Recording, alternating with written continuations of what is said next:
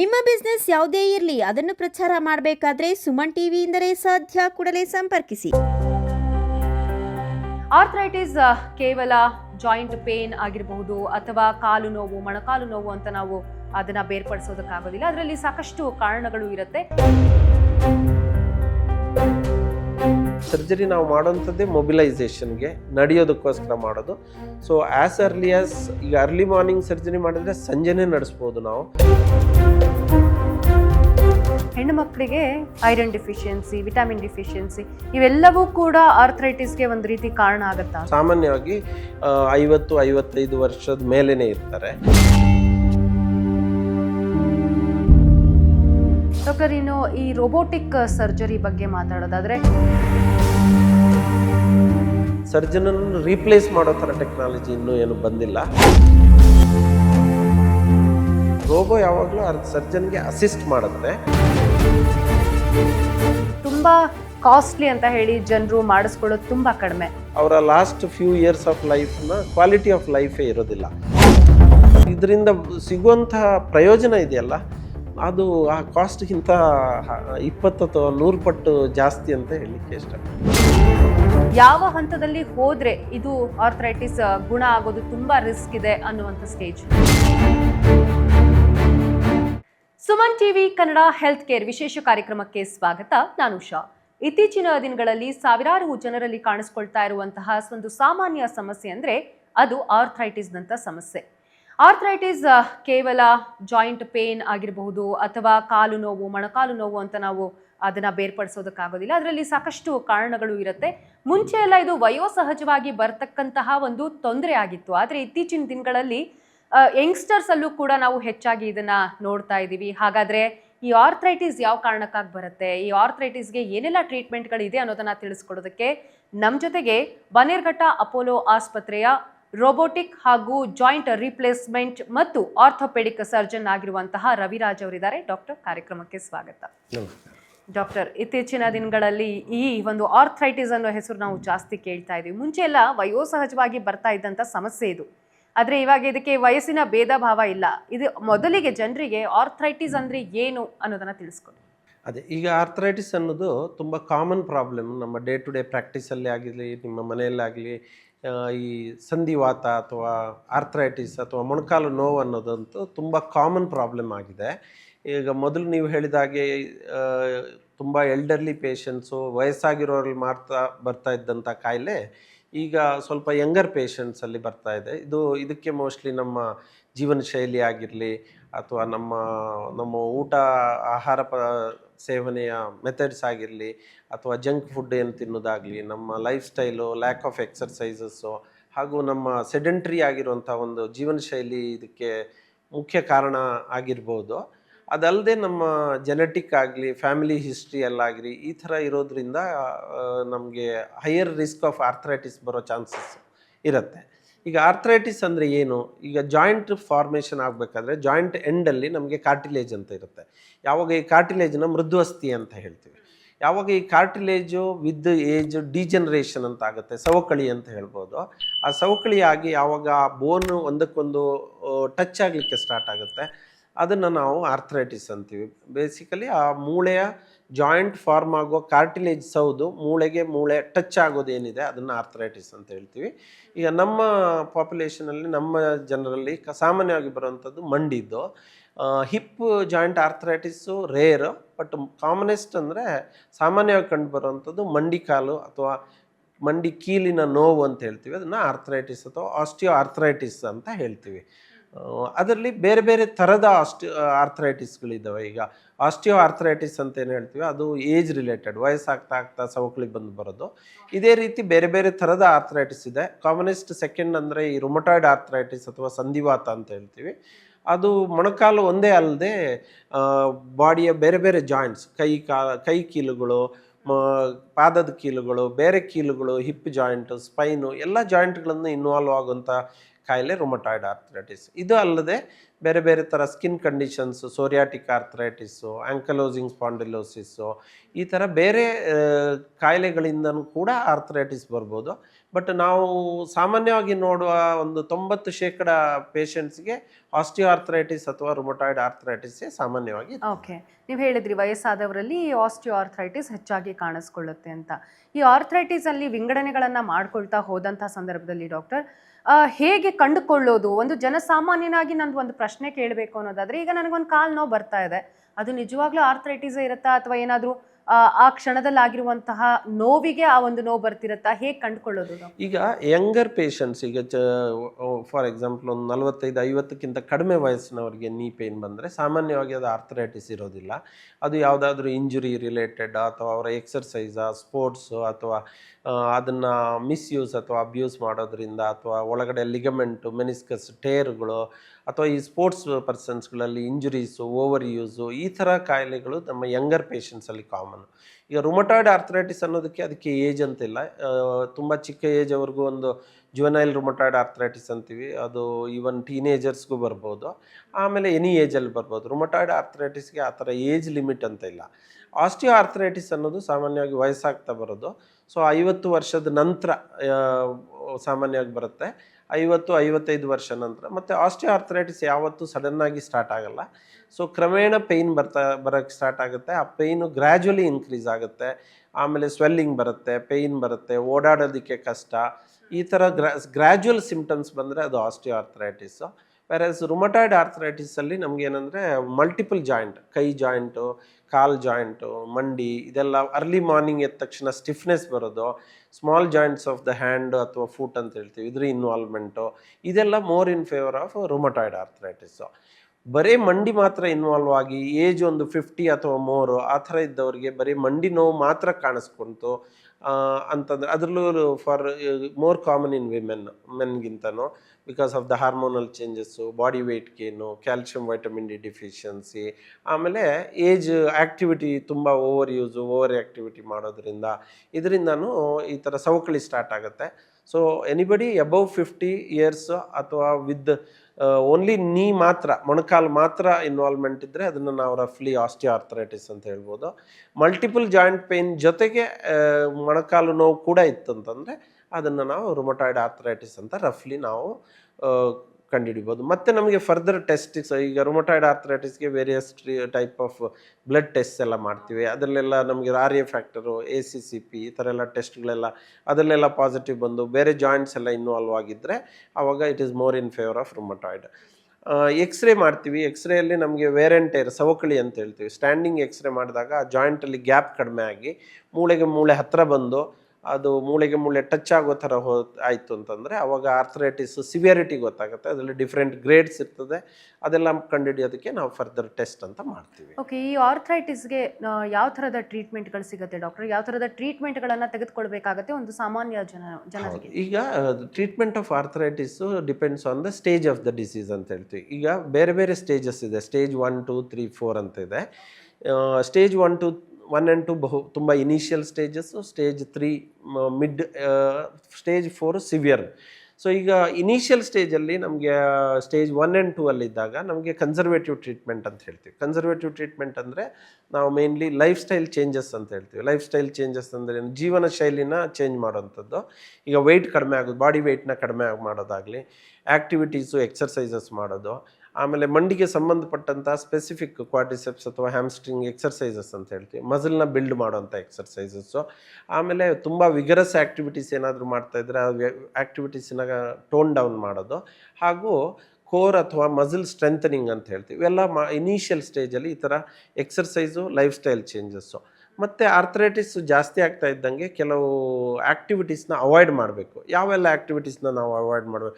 ಈ ಕೆಳಗಡೆ ಕೂತ್ಕೊಳ್ಳೋದಾಗಲಿ, ಈಗ ಅಡ್ಡ ಕಾಲು ಅಥವಾ ಚಕ್ಲಬಕ್ಲ ಹಾಕೋದು ಅಂತೀವಿ, ಆ ಥರ ಕೂತ್ಕೊಳ್ಳೋದಾಗಲಿ, ಇಂಡಿಯನ್ ಟೈಪ್ ಆಫ್ ಟಾಯ್ಲೆಟ್ನ ಯೂಸ್ ಮಾಡೋದು, ಅಥವಾ ತುಂಬ ಮೆಟ್ಲು ಹತ್ತೋದು ಇಳಿಯೋದು ಆ್ಯಕ್ಟಿವಿಟೀಸ್, ಈ ಥರ ಆ್ಯಕ್ಟಿವಿಟೀಸನ್ನೆಲ್ಲ ಮಾಡೋದ್ರಿಂದ ನಾವು ಸವಿತಾ ಇರುವ ಜಾಯಿಂಟ್ ಮೇಲೆ ತುಂಬಾ ನಾವು ಪ್ರೆಷರ್ ಹಾಕ್ದಂಗೆ ಆಗುತ್ತೆ. ಸೊ ಆ ಆ್ಯಕ್ಟಿವಿಟೀಸ್ಗಳನ್ನೆಲ್ಲ ಅವಾಯ್ಡ್ ಮಾಡಿ ನಮ್ಮ ಎಕ್ಸರ್ಸೈಸಸ್ ಆಗಲಿ, ಯೋಗ ಆಗಲಿ, ಅದಕ್ಕೆ ಬೇರೆ ಥರದ ಆ್ಯಕ್ಟಿವಿಟೀಸ್ನ ಮಾಡೋದ್ರಿಂದ ನಾವು ಅದನ್ನು ಸ್ವಲ್ಪ ಮಟ್ಟಿಗೆ ಅದರ ಆರ್ಥರೈಟಿಸ್ನ ಪ್ರೋಗ್ರೆಸ್ನ ನಾವು ಒಂದು ಮಟ್ಟಕ್ಕೆ ನಿಲ್ಲಿಸ್ಬೋದು, ಹಾಗೂ ಅದನ್ನು ಮ್ಯಾನೇಜ್ ಮಾಡುವಂಥದ್ದಾಗತ್ತೆ. ಸೊ ಇದನ್ನೆಲ್ಲ ಇದ್ರ ಜೊತೆಗೆ ಮೆಡಿಕೇಷನ್ಸಲ್ಲಿ ನಾವು ಪೇನ್ ಕಿಲ್ಲರ್ಸ್ ಅಂತ ಕೊಡ್ತೀವಿ. ಎಕ್ಸೆಸಿವ್ ಪೇನ್ ಕಿಲ್ಲರ್ಸು ತೊಗೊಳ್ಬಾರ್ದು, ಅದು ಅಸಿಡಿಟಿ, ಅಲ್ಸರು, ಕಿಡ್ನಿಗೆ ತೊಂದರೆ ಎಲ್ಲ ಆಗುತ್ತೆ. But short time pain severe ಇದ್ದಾಗ ಈ ಪೇನ್ ಕಿಲ್ಲರ್ಸು ಪೇಯ್ನ ಕಡಿಮೆ ಮಾಡೋದ್ರಲ್ಲಿ ಹೆಲ್ಪ್ ಆಗುತ್ತೆ. ಅದ್ರ ಜೊತೆಗೆ ನಾವು ಕ್ಯಾಲ್ಶಿಯಂ ಸಪ್ಲಿಮೆಂಟೇಷನು, ವಿಟಮಿನ್ ಸಪ್ಲಿಮೆಂಟೇಷನ್ನು, ಈಗ ಕೊಲಾಜನ್ ಅಂತ ಯೂಸ್ ಮಾಡ್ತೀವಿ. ಇದನ್ನೆಲ್ಲ ಯೂಸ್ ಮಾಡೋದ್ರಿಂದ ನಾವು ಆರ್ಥ್ರೈಟಿಸ್ನ ಪ್ರೋಗ್ರೆಸ್ನ ಒಂದು ಮಟ್ಟಕ್ಕೆ ನಿಲ್ಲಿಸ್ಬೋದು. ಹಾಗೂ ಪೇಷಂಟ್ಗೆ ತುಂಬ ಪೇಯ್ನ್ ಇರುತ್ತೆ ಈ ಆರ್ಥ್ರೈಟಿಸಿಂದ. ಅವ್ರಿಗೆ ಸಾಮಾನ್ಯವಾಗಿ ಆಗೋ ತೊಂದರೆಗಳೇನೆಂದರೆ ಕೂತ್ಕೊಳ್ಳೋದು, ಹೇಳೋದು, ಮೆಟ್ಲತ್ತೋದು, ಇಳಿಯೋದು, ಆಮೇಲೆ ಅವ್ರದ್ದು ವಾಕಿಂಗ್ ಕಷ್ಟ ಆಗುತ್ತೆ. ಮೊದಲೆಲ್ಲ ಈ ಥರ ಪಾರ್ಕು, ದೇವಸ್ಥಾನ ಈ ಥರ ಎಲ್ಲ ಹೋಗ್ತಾ ಇದ್ದವರು ಕ್ರಮೇಣ ಟೈಮು, ಡಿಸ್ಟೆನ್ಸ್ನೆಲ್ಲ ಕಡಿಮೆ ಆಗಿ ಅವರು ಮನೆ ಒಳಗಡೆ ರೆಸ್ಟ್ರಿಕ್ಟ್ ಆಗೋ ಥರ ಮಾಡ್ಕೊಳ್ತಾರೆ. ಸೊ ಇದನ್ನೆಲ್ಲ ನಾವು ಇನಿಷಿಯಲ್ ಸ್ಟೇಜಲ್ಲಿ ಎಕ್ಸರ್ಸೈಸು, ಫಿಸಿಯೋಥೆರಪಿಯಲ್ಲಿ ನೀಗೆ ಸಂಬಂಧಪಟ್ಟ ಫಿಸಿಯೋಥೆರಪಿ, ಸ್ಟ್ರೆಂಥನಿಂಗ್ ಎಕ್ಸರ್ಸೈಸಸ್ಸು, ಮೆಡಿಕೇಷನ್ಸು ಹಾಗೂ ಈ ಸಪ್ಲಿಮೆಂಟ್ಸು, ಇದೆಲ್ಲ ಕನ್ಸರ್ವೇಟಿವ್ ಟ್ರೀಟ್ಮೆಂಟ್ ಅಂತ ಹೇಳ್ತೀವಿ. ಇದೆಲ್ಲ ಮಾಡೋದ್ರಿಂದ ಅವ್ರಿಗೆ ಆ ನೋವನ್ನ ಮ್ಯಾನೇಜ್ ಮಾಡೋದಕ್ಕೆ ನಾವು ಹೆಲ್ಪ್ ಮಾಡ್ಬೋದು, ಮಸಲ್ನ ಸ್ಟ್ರೆಂಥನ್ ಮಾಡ್ಬೋದು, ನೀಯಲ್ಲಿ ಏನು ಸ್ಟಿಫ್ನೆಸ್ ಇರುತ್ತೆ ಅದನ್ನೊಂದು ಸ್ವಲ್ಪ ಮೊಬಿಲಿಟಿ ಜಾಸ್ತಿ ಮಾಡಿ ಓಡಾಡೋ ಥರ ಮಾಡ್ಬೋದು. ಇದೆಲ್ಲ ಇನಿಷಿಯಲ್ ಸ್ಟೇಜಸ್. ಓಕೆ ಡಾಕ್ಟರ್, ಇವಾಗ ಈ ಹೆಣ್ಮಕ್ಳಲ್ಲಿ ಅಥವಾ ಗಂಡು ಮಕ್ಕಳಲ್ಲಿ ಏನಾದರೂ ಇದು ಮೂಳೆ ಸಂಬಂಧಿತ ನೋವುಗಳಾಗಿರ್ಬೋದು ಅಥವಾ ಈ ಜಾಯಿಂಟ್ ಪೇನ್ ಆಗಿರ್ಬೋದು, ಇವೆಲ್ಲ ಹೆಚ್ಚಾಗಿರುತ್ತೆ. ಯಾಕಂದರೆ ಹೆಣ್ಮಕ್ಳಲ್ಲಿ ಆಫ್ಟರ್ ಡೆಲಿವರಿ ಅದು ಹೇಳ್ತಾರೆ ಇಡೀ ದೇಹದ ಮೂಳೆಗಳ ಒಂದು ಅಂಶ ಮಗು ತೆಗೆದುಕೊಂಡಿರುತ್ತೆ ಅಂತ. ಹೀಗಾಗಿ ಏನಾದರೂ ಹೆಚ್ಚಿನ ಮಟ್ಟದಲ್ಲಿ ಏನಾದರೂ ಹೆಣ್ಮಕ್ಳಲ್ಲಿ ಒಂದು ಸಮಸ್ಯೆ ಕಾಣಿಸ್ಕೊಳ್ಳುತ್ತಾ ಹೇಗೆ? ಈಗ ನಾವು ಆಸ್ಟಿಯೋಆರ್ಥರೈಟಿಸ್ ನೋಡಿದಾಗ ನಮಗೆ ಒಂದು 4 ಪೇಷಂಟ್ ನೋಡಿದ್ವಿ ಅಂದರೆ ಒಂದು 2 ರಿಂದ 3 ಜನ ಹೆಣ್ಮಕ್ಳಿಗೆ ಬರುತ್ತೆ, ಏಜ್ ಆದವರಿಗೆ, ವಯಸ್ಸಾದವರಿಗೆ, ಅಮ್ಮಂದರಿಗೆ ಬರುತ್ತೆ. ಇದರಲ್ಲಿ ಹಾರ್ಮೋನಲ್ ಚೇಂಜಸ್ ಇರ್ಬೋದು, ಅಥವಾ ಬಾಡಿ ವೆಯ್ಟ್ ಗೇನ್ ಇರ್ಬೋದು, ಅಥವಾ ಅವರ ಈ ಪ್ರೆಗ್ನೆನ್ಸಿ, ಡೆಲಿವರಿ, ಚೈಲ್ಡ್ ಬೇರಿಂಗು, ಫೀಡಿಂಗಿಂದಾಗಿ ಕ್ಯಾಲ್ಶಿಯಂ, ವಿಟಮಿನ್ ಡಿ ಕೊರತೆ ಇರ್ಬೋದು, ಅವರು ಅದನ್ನು ಸಪ್ಲಿಮೆಂಟ್ಸ್ನೆಲ್ಲ ಅಡಿಕ್ವೇಟಾಗಿ ತಗೊಳ್ದಂಗೆ ಇರ್ಬೋದು. ಇವೆಲ್ಲ ರೀಸನ್ನಿಂದ ಪ್ಲಸ್ ಹಾರ್ಮೋನಲ್ ಚೇಂಜಸ್ಸಿಂದ ಈ ಕಾಲುಗಳು ಬೆಂಡ್ ಆಗೋದು ಹಾಗೂ ಕಾಲುಗಳು ಸವಿಯೋದು ಈಗ ಮೇಲ್ ಪರ್ಸನ್ಸ್ಗೆ, ಗಂಡು ಮಕ್ಕಳಿಗೆ ಕಂಪೇರ್ ಮಾಡಿದ್ರೆ ಹೆಣ್ಣು ಮಕ್ಕಳಿಗೆ, ತಾಯಂದ್ರಿಗೆ, ವಯಸ್ಸಾದವ್ರಿಗೆ ಇದು ತುಂಬ ಕಾಮನ್ನು. ಇದರಲ್ಲಿ ಮೇಯ್ನಾಗಿ ಅವ್ರದ್ದು ಹಾರ್ಮೋನಲ್ ಚೇಂಜಸ್ಸು, ಆಮೇಲೆ ಡೆಫಿಷಿಯನ್ಸೀಸು, ಕ್ಯಾಲ್ಶಿಯಂ, ವೈಟಮಿನ್ ಡಿ ಡೆಫಿಷಿಯನ್ಸೀಸು, ಹಾಗೂ ಈ ಬಾಡಿ ವೆಯ್ಟು, ಎಕ್ಸರ್ಸೈಸು, ಅವರೆಲ್ಲ ಈಗಿನ ಜನ್ರೇಷನಲ್ಲಿ ನಮಗೆ ಬಾಡಿ ವೆಯ್ಟ್ ಬಗ್ಗೆ ಅಥವಾ ವೆಯ್ಟ್ ಕಮ್ಮಿ ಮಾಡೋದ್ರ ಬಗ್ಗೆ, ಎಕ್ಸರ್ಸೈಸ್ ಮಾಡೋದ್ರ ಬಗ್ಗೆ, ಜಿಮ್ ಬಗ್ಗೆ ಎಲ್ಲ ತುಂಬ ಈಗ ಅರಿವು ಮೂಡ್ತಾ ಇದೆ. ಬಟ್ ಸ್ವಲ್ಪ ಹಳೆಯ ಜನ್ರೇಷನಲ್ಲೆಲ್ಲ ಅದ್ರ ಬಗ್ಗೆ ಅಷ್ಟೊಂದು ಅವರಿಗೆ ಗಮನ ಇರ್ತಾ ಇರಲಿಲ್ಲ. ಅವರು ಫ್ಯಾಮಿಲಿಯ ಅದರಲ್ಲಿದ್ದಾಗ ಅವರು ಸೆಲ್ಫ್ ಕೇರ್ ಏನಂತಾರೆ ಅದು ಮಾಡಲಿಕ್ಕೆ ಅವ್ರಿಗೆ, ನಮ್ಮ ತಾಯಂದಿರು, ನಮ್ಮ ಅಜ್ಜಿಯಂದಿರಿಗೆಲ್ಲ ಅವ್ರಿಗೆಲ್ಲ ಅವಾಗ ಅಷ್ಟೊಂದು ಟೈಮು ಅಥವಾ ಅದ್ರ ಬಗ್ಗೆ ಅವೇರ್ನೆಸ್ ಇರಲಿಲ್ಲ. ನಾನು ಈ ಪ್ರಶ್ನೆ ಯಾಕೆ ಕೇಳಿದೆ ಅಂದರೆ ಡಾಕ್ಟರ್, ಇವಾಗ ಹೆಣ್ಣು ಮಕ್ಕಳಿಗೆ ವಿಟಮಿನ್ ಡಿಫಿಷಿಯನ್ಸಿ ನೀವು ಹೇಳಿದ್ರಿ, ಐರನ್ ಡಿಫಿಷಿಯನ್ಸಿ, ವಿಟಮಿನ್ ಡಿಫಿಷಿಯನ್ಸಿ, ಇವೆಲ್ಲವೂ ಕೂಡ ಆರ್ಥ್ರೈಟಿಸ್ಗೆ ಒಂದು ರೀತಿ ಕಾರಣ ಆಗುತ್ತಾ? ಹೌದು. ಈಗ ಆರ್ಥ್ರೈಟಿಸ್ ರೀಸನ್ಸ್ ನಾವು ಕಂಡುಹಿಡಿಯಲಿಕ್ಕೆ ಹೋದರೆ ಅದರಲ್ಲಿ ನಮಗೆ ಮಾಡಿಫೈಯಬಲ್ ಮತ್ತು ನಾನ್ ಮಾಡಿಫೈಯಬಲ್ ರಿಸ್ಕ್ ಫ್ಯಾಕ್ಟರ್ಸ್ ಅಂತ ಇದೆ.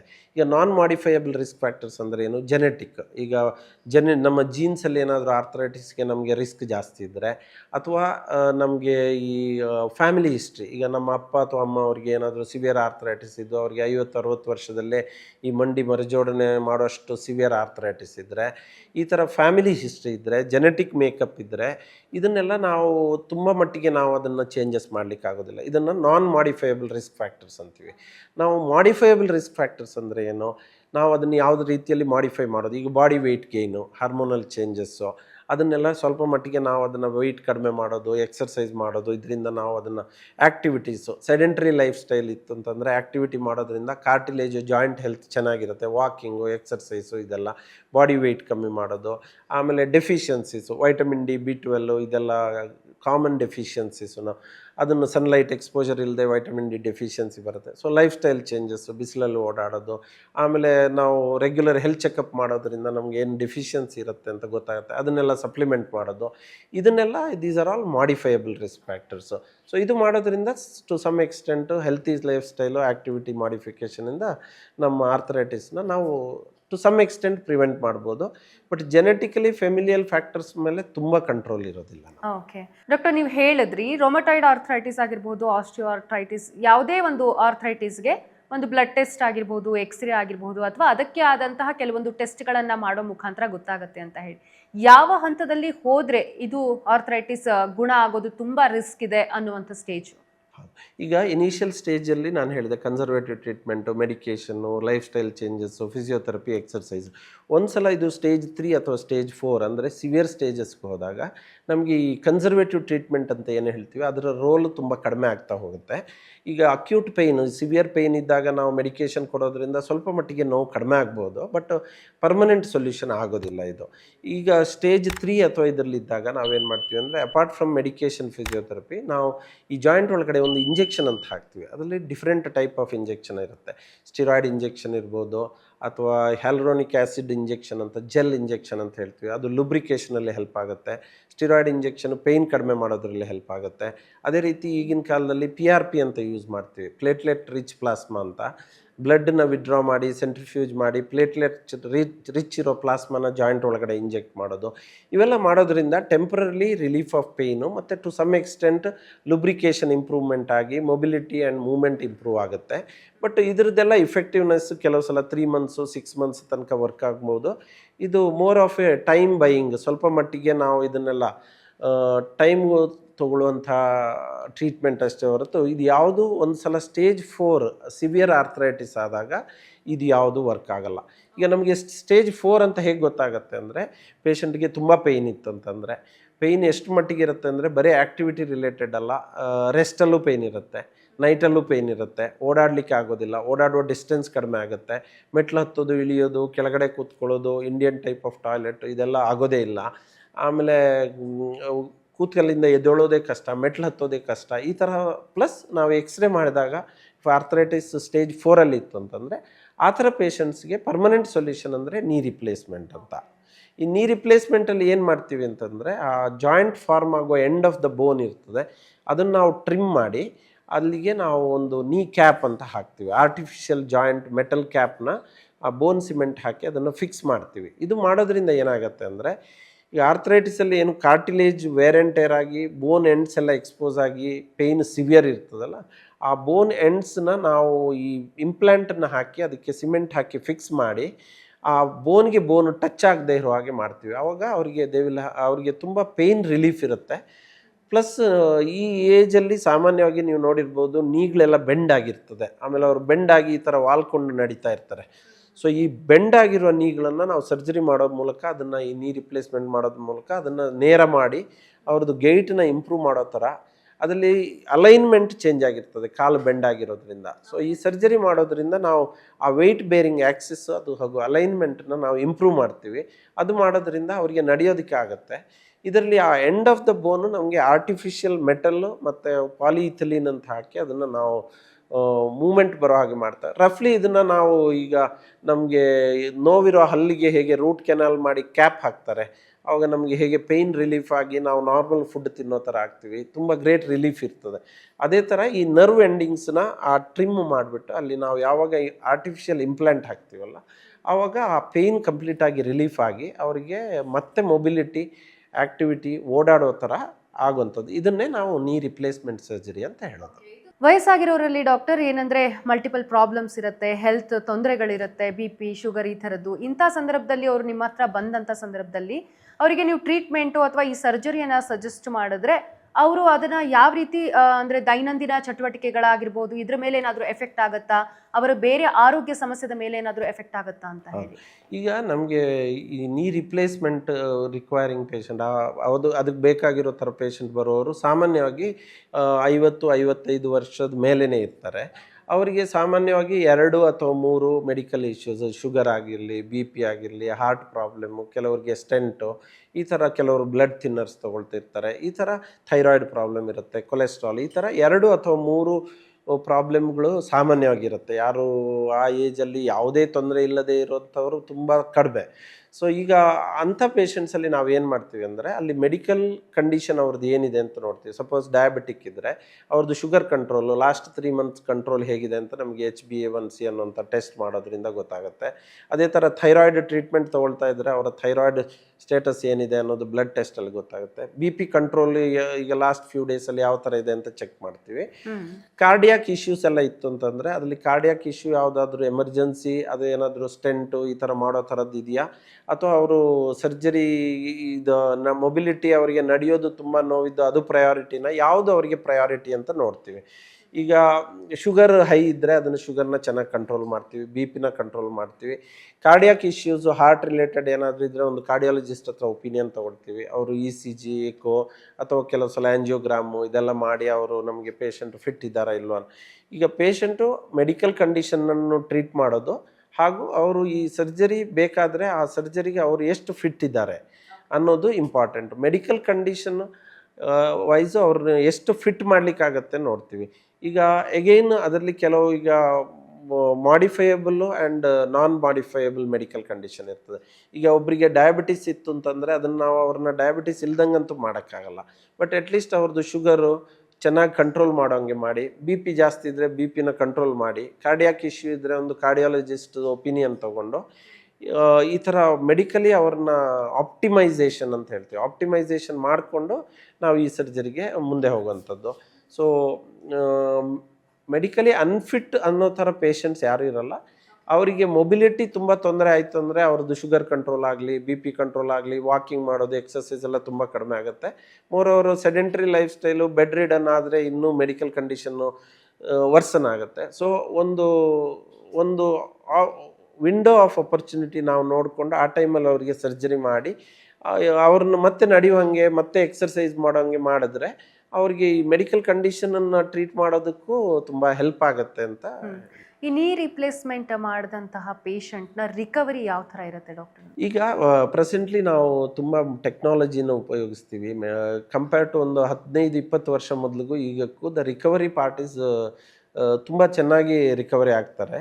ಈಗ ಹೇಗೆ ಮಾಡ್ತೀವಿ ಅಂದರೆ, ಒಂದು ದಿನ ಮೊದಲು ಪೇಷಂಟ್ನ ಅಡ್ಮಿಟ್ ಮಾಡಿ ಎಲ್ಲ ಬ್ಲಡ್ ಟೆಸ್ಟು, ಫಿಸಿಷಿಯನ್ನು, ಕಾರ್ಡಿಯಾಲಜಿಸ್ಟು ಎಲ್ಲ ನೋಡ್ತಾರೆ. ಮರುದಿವಸ ನಾವು ಸರ್ಜರಿ ಮಾಡ್ತೀವಿ. ಸರ್ಜರಿಯ ಮರುದಿವಸನೇ ನೆಕ್ಸ್ಟ್ ಡೇ ಆಫ್ ದ ಸರ್ಜರಿಯೇ ನಾವು ಪೇಷಂಟನ್ನು ನಿಲ್ಲಿಸೋದು, ನಡೆಸೋದು ಮಾಡಲಿಕ್ಕಾಗತ್ತೆ. ಇದೆಲ್ಲ ಹೇಗಾಗುತ್ತೆ ಅಂತಂದರೆ advanced technology, experienced doctors plus pain management ಅಂತ ಹೇಳ್ತೀವಿ. ಈಗ ಪೇಯ್ನ್ ಮ್ಯಾನೇಜ್ಮೆಂಟ್ ತುಂಬ ಇಂಪಾರ್ಟೆಂಟು. ಈಗ ತುಂಬ ಜನ ಪೇಷಂಟ್ಸ್ ನಮ್ಮ ಹತ್ರ ಬರುವಾಗ ಅವ್ರದ್ದು ಮೇಜರ್ ಭಯ ಅಥವಾ ಹೆದರಿಕೆ ಏನಂತಂದರೆ, ಡಾಕ್ಟ್ರೆ ಆಪ್ರೇಷನ್ ಮಾಡಿದ್ಮೇಲೆ ನನಗೆ ತುಂಬ ನೋವಿರುತ್ತೆ, ನಾನು ಹೆಂಗೆ ತಡ್ಕೊಳ್ಳಿ ಅನ್ನೋ ಥರ ಹೇಳ್ತಿರ್ತಾರೆ. ಸೊ ಅದಕ್ಕೆ ನಾವೇನು ಮಾಡ್ತೀವಿ ಅಂದರೆ ಮಲ್ಟಿ ಮೋಡಲ್ ಪೇಯ್ನ್ ಮ್ಯಾನೇಜ್ಮೆಂಟ್ ಅಂತ ಮಾಡ್ತೀವಿ. ಮಲ್ಟಿ ಮೋಡಲ್ ಪೇಯ್ನ್ ಮ್ಯಾನೇಜ್ಮೆಂಟಲ್ಲಿ ಏನು ಮಾಡ್ತೀವಿ ಅಂದರೆ, ಫಿಮರಲ್ ನರ್ವ್ ಬ್ಲಾಕ್ ಅಂತ, ಕಾಲಿಗೆ ಇದು ಸೆನ್ಸೇಷನ್ ಸಪ್ಲೈ ಮಾಡೋ ಫಿಮರಲ್ ನರ್ವ್ ಏನಿರುತ್ತೆ ಅದ್ರ ಸುತ್ತ ಒಂದು ಅಲ್ಟ್ರಾಸೌಂಡ್ ಗೈಡೆಡ್ ಒಂದು ಕೆಥೆಟರ್ ಅಂತ ಹಾಕ್ತೀವಿ. ಅದರಿಂದ ಒಂದು ಕಾನ್ಸ್ಟೆಂಟ್ ಮೆಡಿಕೇಷನ್ ಒಂದು 24-48 ಅವರ್ಸ್ ಪಂಪ್ ಮಾಡ್ತೀವಿ. ಅದರಿಂದ ಆ ಕಾಲು ಒಂಥರ ನಂಬಾಗಿರುತ್ತೆ, ಅನಸ್ತೇಷಿಯಾ ಕೊಟ್ಟಾಗಿರುತ್ತೆ, ಪೇಯ್ನ್ ಇರೋದಿಲ್ಲ. ಇದಕ್ಕೆ ಅಡಿಷ್ನಲ್ ಆಗಿ ನಾವು ಅಡಕ್ಟರ್ ಕೆನಾಲ್ ಬ್ಲಾಕ್ ಅಂತ ಕೊಡ್ತೀವಿ. ಹಾಗೂ ನಾವು ಸರ್ಜರಿ ಮುಗಿದು ಆ ಇಂಪ್ಲಾಂಟೇಷನ್ ಆದಮೇಲೆ ಆ ಸುತ್ತ ಇರೋ ನರಗಳಿಗೆಲ್ಲ ಒಂದು ಲೋಕಲ್ ಅನಸ್ಥೆಟಿಕ್ಕು ಮತ್ತು ಕೆಲವು ಮೆಡಿಕೇಷನ್ದು ಮಿಕ್ಸ್ಚರ್ ಮಾಡಿ ಅದನ್ನು ಕೊಡ್ತೀವಿ. ಅದು ಮಾಡೋದ್ರಿಂದನೂ 24-48 ಅವರ್ಸು ಪೇಯ್ನು ತುಂಬ ಕಮ್ಮಿ ಇರುತ್ತೆ.